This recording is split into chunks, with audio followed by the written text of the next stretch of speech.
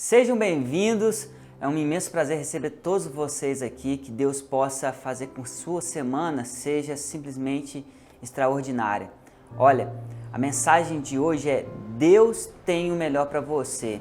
E eu gostaria de começar lendo uma passagem que está lá em Atos dos Apóstolos, no capítulo 3, no primeiro versículo, que fala o seguinte: certo dia, Pedro e João estavam subindo ao templo para orar. Às 3 horas da tarde, estava sendo levado para a porta do templo, chamada Formosa, um aleijado de nascença, que ali era colocado todos os dias para pedir esmola ao que estavam entrando no templo. Vendo João e Pedro ir entrar no templo, pediu-lhe esmola. Pedro e João, olhando bem para ele, então Pedro disse: olhe para nós. O homem olhou para eles com atenção, esperando receber deles alguma coisa. Pedro disse então: eu não tenho prata e nem ouro, mas o que eu tenho te dou. Em nome de Jesus de Nazaré, ande. E segurando pela mão direita, ajudou-se a levantar e imediatamente os pés e os tornozelos daquele homem ficaram firmes. E ele deu um salto e pôs-se de pé e começou a andar. Eu quero que você preste muita atenção nessa mensagem, porque eu quero construir com vocês algo muito precioso. Porque Deus ele tem muito mais para a sua vida, para a sua família, para os seus sonhos. Deus tem muito mais para os seus projetos. Essa passagem que eu acabei de ler agora, Atos 3, vai falar que Pedro e João, eles viveram uma experiência sobrenatural, algo muito forte, algo muito poderoso, porque antigamente eles viam Jesus fazendo milagres, eles viam todas as maravilhas que Jesus fez, mas naquele momento ali eram eles que estavam experimentando, através do nome de Jesus, fazer um milagre na vida de uma pessoa. Só que se a gente volta um capítulo antes, em Atos dos Apóstolos 2, vai falar sobre o dia de Pentecoste, o dia em que o Espírito Santo de Deus, com um som estrondoso, um vento impetuoso, veio sobre eles e eles falaram línguas de fogo e eles foram batizados pelo Espírito Santo. Esse mesmo Espírito que ressuscitou Jesus entre os mortos, esse mesmo Espírito que estava desde o início da criação, foi sobre a vida deles. E hoje, esse mesmo Espírito também está sobre a vida de todos aqueles que creem em Jesus Cristo, sobre a nossa vida. E Ele habita, Ele faz morada. Talvez se você fosse olhar por lógica, e preste muita atenção nisso porque a gente precisa construir isso. Se você for olhar por lógica, João e Pedro, talvez eles já tinham vivido o auge de tudo aquilo que eles precisavam como algo sobrenatural na vida deles, daquilo que Deus poderia dar para eles. Porque naquele momento eles receberam o poder, o Espírito Santo de Deus. Só que a palavra de Deus fala que logo, nos dias seguintes, eles foram à casa do Senhor fazer o quê? Orar, buscar o Senhor, receber mais. Por quê? Porque eles entendiam que a fonte que tinham batizado eles em Atos 2, a fonte que tinha liberado sobre a vida dele, o Espírito Santo, era uma fonte inesgotável. Era uma fonte que fluía mais unção, mais poder, mais graça, mais, todo esse sobrenatural que aos olhos do homem a gente não pode ver, mas como nós ligamos na terra e ligamos no céu, quando a gente tem uma visão, que a gente olha para cima e vê aquilo que talvez muitas pessoas não estão vendo e se faz realizar aqui na terra, começa a ver algo poderoso que só vem de Deus. E eles sabiam disso, por isso que eles entenderam que não era só aquilo que Jesus tinha para dar para eles. Olha o que está escrito lá em Isaías 58:11. A palavra de Deus diz o seguinte: o Senhor o guiará constantemente e satisfará os seus desejos numa terra reseguida pelo sol e fortalecerá os seus ossos. Você será como um jardim bem regado, como uma fonte cujas águas nunca cessarão. E essa fonte é o nosso Deus, é essa fonte inesgotável que Paulo e João e os discípulos entenderam que fluía do nosso Deus. Por isso que eles sabiam que Jesus, ele tinha sempre algo a mais para poder dar para a vida deles. E exatamente sobre isso eu quero chamar a sua atenção. Deus, ele tem sempre algo a mais para nos dar.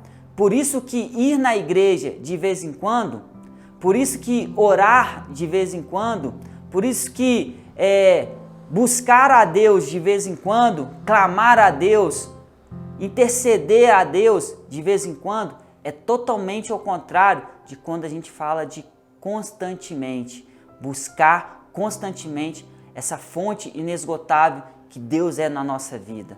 Porque Deus, ele tem algo a mais para você.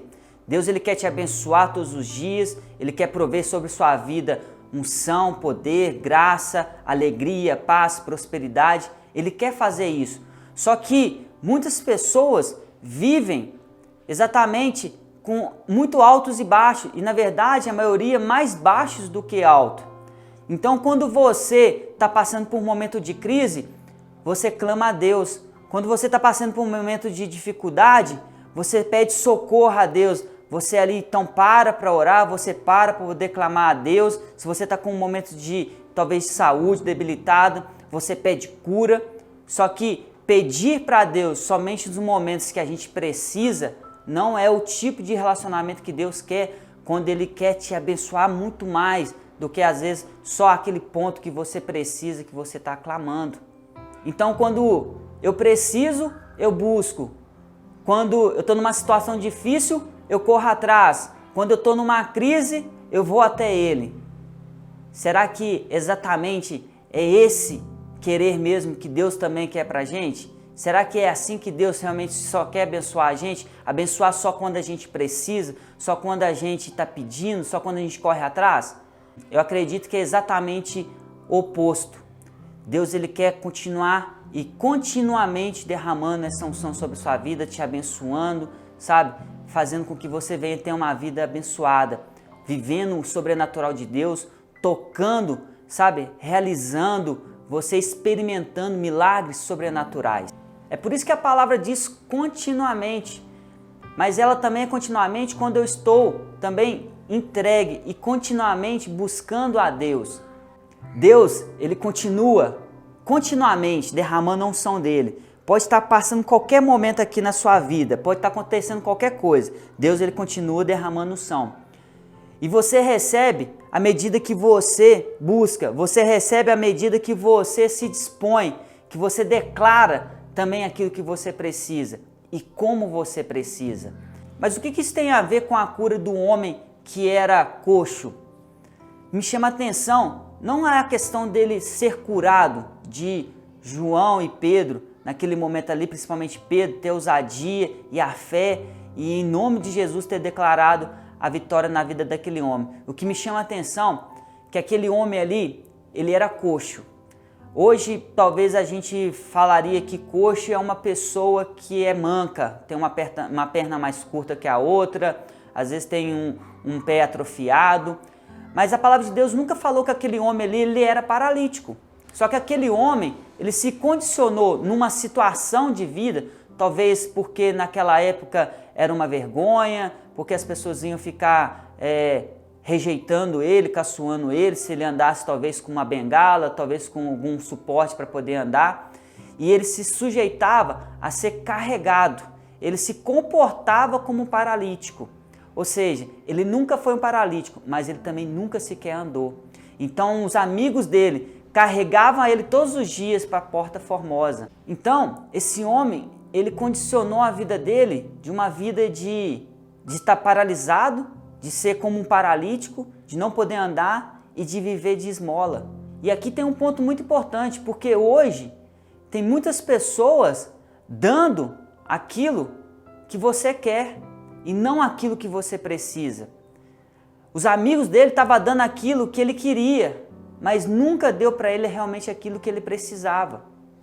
Só que Pedro e João, pela revelação de Deus, pelo poder de Deus, entendeu que aquilo que aquele homem estava pedindo, que era esmola, não era o que ele realmente precisava, mas às vezes era aquilo que ele desejava.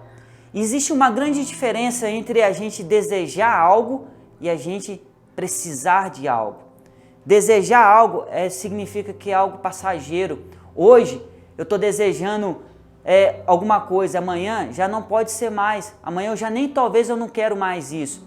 Mas só que necessidade, os dias podem passar, os meses podem passar, mas enquanto aquilo ali não acontece, não provê, eu não paro, eu não deixo de necessitar.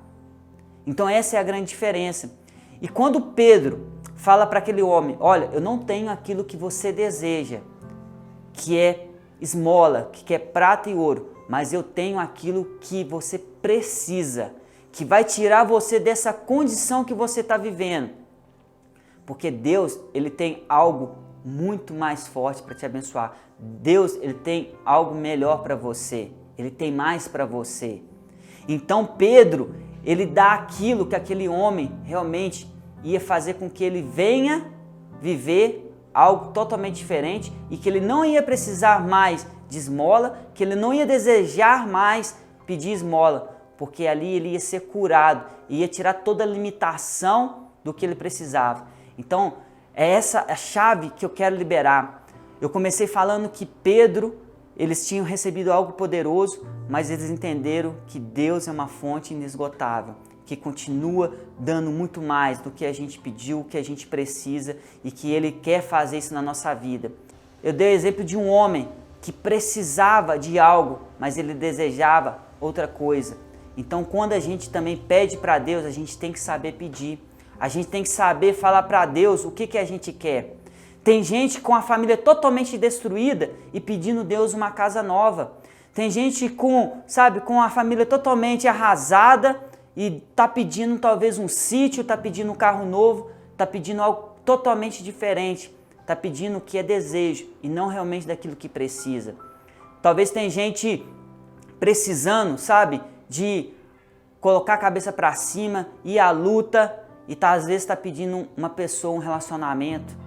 A pessoa está derrotada ali, está desanimada, está a cabeça baixa. Em vez de ela pedir Jesus coragem, vigor, força, alegria, paz, ela está pedindo de Jesus dinheiro.